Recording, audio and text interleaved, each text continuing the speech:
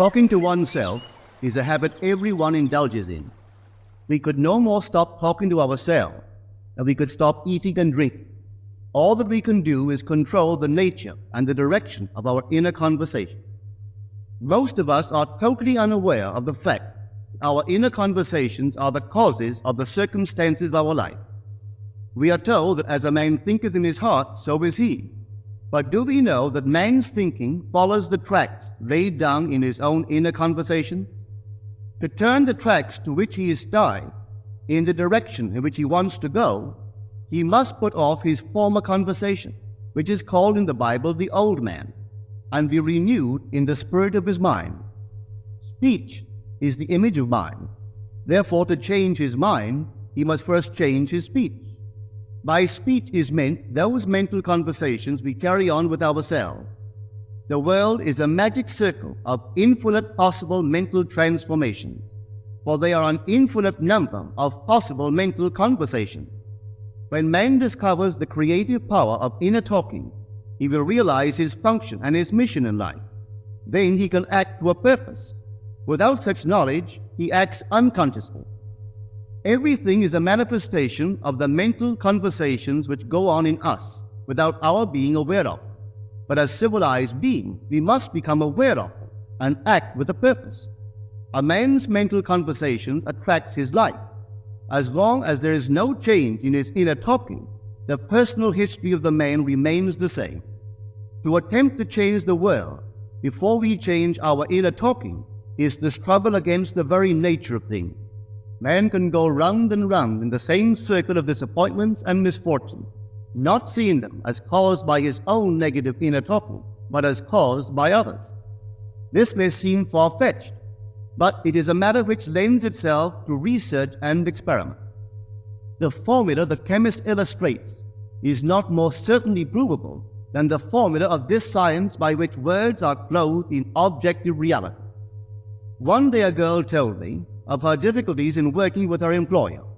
She was convinced that he unjustly criticized and rejected her very best efforts. Upon hearing her story, I explained that if she thought him unfair, it was a sure sign that she herself was in need of a new conversation piece. There was no doubt but that she was mentally arguing with her employer, for others only echo that which we whisper to them in secret. She confessed that she argued with him mentally all day long. When she realized what she had been doing, she agreed to change her inner conversations with her employer. She imagined that he had congratulated her on her fine work, and that she, in turn, had thanked him for his praise and kindness. To her great delight, she soon discovered that her own attitude was the cause of all that befell her. The behavior of her employer reversed itself. It echoed, as it had always done, her mental conversations with him. I rarely see a person alone without wondering to what conversation piece is he tied, on what mysterious track is he walking. We must begin to take life consciously, for the solution of all problems lies just in this. The second man, the Lord from heaven in all of us, is trying to become self-conscious in the body, that he may be about his Father's business. What are his labors? To imitate his Father, to become master of the Word, master of his inner talking, that he may mold this world of ours into a likeness with the kingdom of love. The prophet said, "Be ye imitators of God as dear children." How would I imitate God? Well, we are told that God calls things that are not seen as though they were seen, and the unseen become seen. This is the way the girl called forth praise and kindness from her employer. She carried on an imaginary conversation with her employer from the premise that he had praised her work, and he did. Our inner conversations represent in various ways the world we live in. Our individual worlds are self-revelations of our own inner speech. We are told that every idle word men shall speak, they shall give account thereof. For by their words they shall be justified, and by their words they shall be condemned. We abandon ourselves to negative inner talking, yet expect to retain command of life. Our present mental conversations do not recede into the past as man believes. they advance into the future to confront us as wasted or invested words. My word, said the prophet, shall not return unto me void, but it shall accomplish that which I please, and it shall prosper in all the things whereto I sent it. How would I send my word to help a friend? I would imagine that I am hearing his voice, that he is physically present, that my hand is on him. I would then congratulate him on his good fortune, tell him that I have never seen him look better. I would listen as though I heard him. I would imagine that he is telling me he has never felt better, he has never been happier. And I would know that in this loving, knowing communion with another, a communion populous with loving thoughts and feelings, that my word was sent, and it shall not return unto me void, but it shall prosper in the thing whereto I sent. Now is the accepted time. Now is the day of salvation. It is only what is done now that counts, even though its effects may not be visible until tomorrow. We call not aloud, but by an inner effort of intense attention. To listen attentively, as though you heard, is to create. The events and relationships of life are your word made visible. Most of us rob others of their willingness and their ability to be kind and generous by our fixed attitudes towards them. Our attitudes unfold within us in the form of mental conversation. Inner talking from premises of fulfilled desire is the way to consciously create circumstances. Our inner conversations are perpetually outpictured all around us in happiness. Therefore, what we desire to see and hear without, we must see and hear within, for the whole manifested world goes to show us what use we have made of the word. If you practice this art of controlled inner speaking, you too will know what a thrill it is to be able to say, and now I have told you before it come to pass, that when it is come to pass, ye might believe. You will be able to consciously use your imagination to transform and channel the immense creative energies of your inner speech from the mental, emotional level to the physical level. And I do not know what limits, if any, there are to such a process. What is your aim? Does your inner talking match it? It must, you know. If you would realize your aim, or as the prophet asked, can two walk together except they be agreed? And of course the answer is no, they cannot. The two who must agree are your inner conversation and the state desired. That is, what you desire to see and hear without, you must see and hear within. Every stage of man's progress is made by the conscious exercise of his imagination, matching his inner speech to his fulfilled desire. As we control our inner talking, matching it to our fulfilled desires, we can lay aside all other processes. Then we simply act by clear imagination and intention. We imagine the wish fulfilled and carry on mental conversations from that premise. The right inner speech is the speech that would be yours were you to realize your ideal. In other words, it is the speech of fulfilled desire. Now you will understand how wise the ancient was when he told us in the Hermetica, there are two gifts which God has bestowed upon man alone and on no other mortal creature. These two are mind and speech, and the gift of mind and speech is equivalent to that of immortality. If a man uses these two gifts rightly, he will differ in nothing from the immortals. And when he quits his body, mind and speech will be his guides, and by them he will be brought into the troop of the gods and the souls that have attained to bliss. With the gift of mind and speech, you create the conditions and circumstances of life. In the beginning was the Word, and the Word was with God, and the Word was God. The Word, said Hermes, is Son, and mind is Father of the Word. They are not separate one from the other, for life is the union of word and mind. You and your inner talking or word are one. If your mind is one with your inner conversation, then to be transformed in mind is to be transformed in conversation. It was a flash of the deepest insight that taught Paul to write, put off the former conversation, the old man, which is corrupt, and be renewed in the spirit of your mind. Put on the new man. Put on the new man and be renewed in the spirit of your mind, is to change your inner conversation, for speech and mind are one.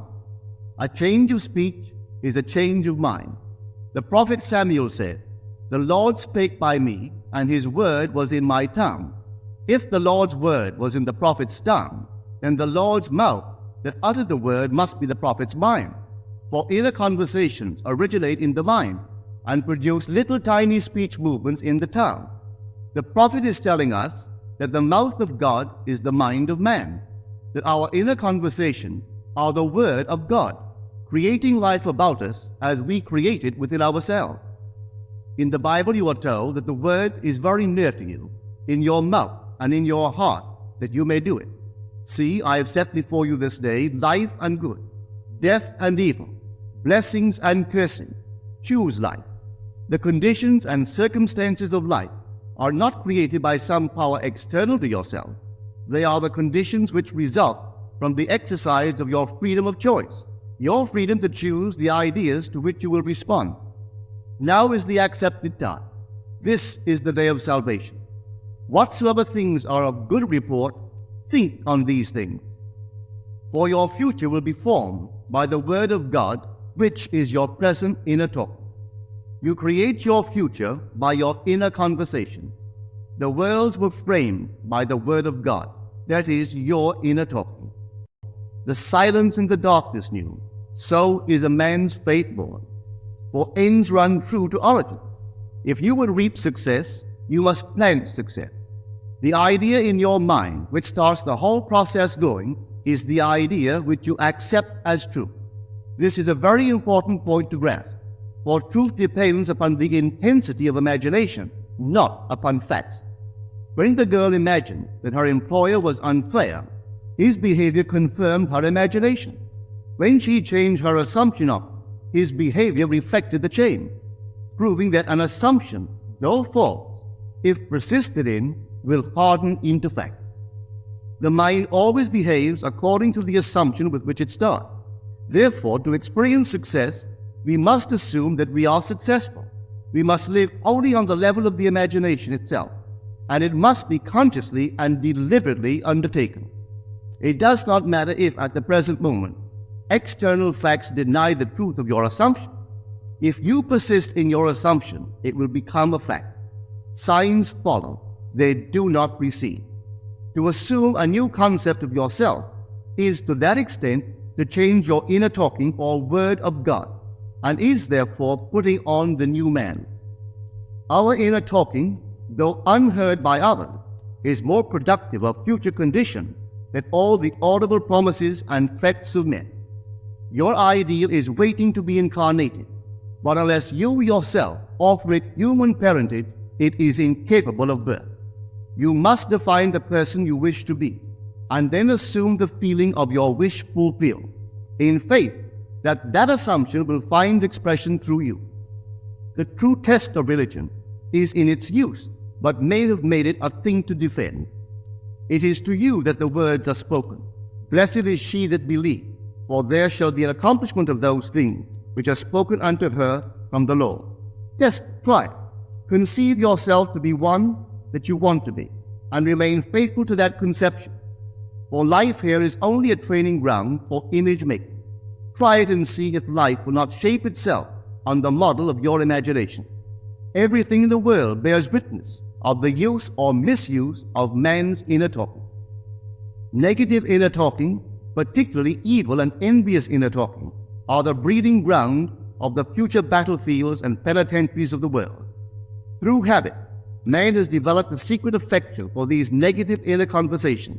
Through them, he justifies failure, criticizes his neighbors, gloats over the distress of others, and in general, pours out his venom on all.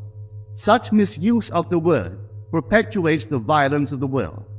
The transformation of self requires that we meditate on a given phrase, a phrase which implies that our ideal is realized, and inwardly affirm it over and over and over again until we are inwardly affected by its implication, until we are possessed by it. Hold fast to your noble inner convictions or conversations. Nothing can take them from you but yourself. Nothing can stop them from becoming objective facts.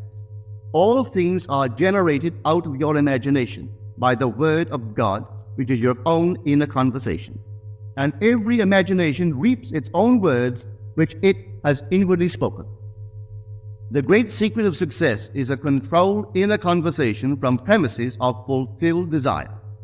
The only price you pay for success is the giving up of your former conversation, which belongs to the old man, the unsuccessful man. The time is ripe for many of us to take conscious charge in creating heaven on earth. To consciously and voluntarily use our imagination to inwardly hear and say only that which is in harmony with our ideal is actively bringing heaven to earth. Every time we exercise our imagination lovingly on behalf of another, we are literally mediating God to that one. Always use your imagination masterfully, as a participant, not an onlooker. In using your imagination to transform energy from the mental, emotional level to the physical level, extend your senses. Look and imagine that you are seeing what you want to see, that you are hearing what you want to hear, and touching what you want to touch. Become intensely aware of doing so. Give your imaginary state all the tones and feeling of reality. Keep on doing so until you arouse within yourself the mood of accomplishment and the feeling of relief. This is the active, voluntary use of the imagination, as distinguished from the passive, involuntary acceptance of appearances.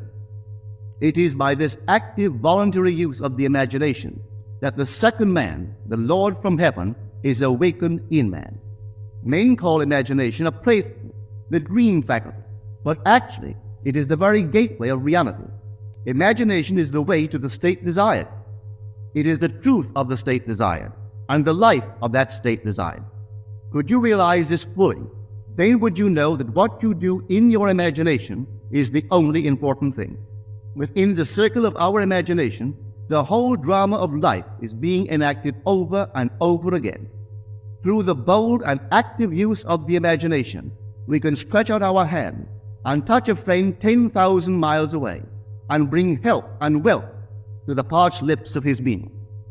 It is the way to everything in the world. How else could we function beyond our fleshly limitation? But imagination demands of us a fuller living of our dreams in the present. Through the portals of the present, the whole of time must pass. Imagine elsewhere as here, and then as now. Try it and see. You can always tell if you succeeded in making the future dream a present fact by observing your inner talk. If you are inwardly saying what you would audibly say, were you physically present and physically moving about in that place, then you have succeeded.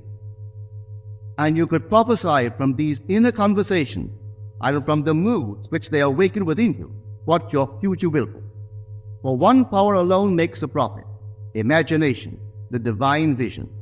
All that we meet is our word made visible, and what we do not now comprehend is related by affinity to the unrecognized forces of our own inner conversation and the moods which they arouse within us. If we do not like what is happening to us, it is a sure sign that we are in need of a change of mental diet. For man, we are told, lives not by bread alone, but by every word that proceeds from the mouth of God. And having discovered the mouth of God to be the mind of man, a mind which lives on word or inner talking, we should feed into our mind only loving, noble thoughts. For with words or inner talking, we build our world. Let love's lordly hand raise your hunger and thirst to all that is noble and of good report, and let your mind starve ere you raise your hand to a cup love did not fill, or a bowl love did not bless, that you may never again have to say, "What have I said? What have I done?" O all-powerful human word.